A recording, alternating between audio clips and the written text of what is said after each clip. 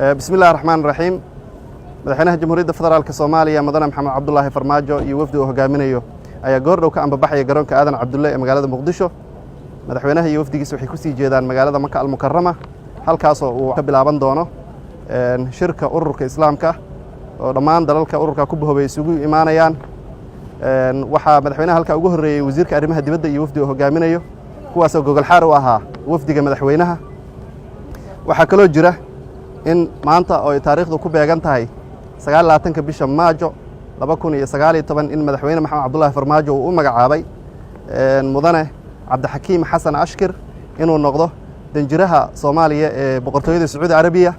sidoo kale waxaa loo yeeray oo dalka laga doonayaa inay muddo usbuuca ku soo galaan danjirayaasha dowladda federaalka Soomaaliya u matala dalalka Suudaan iyo Jamhuuriyadda Carabeed ee Masar.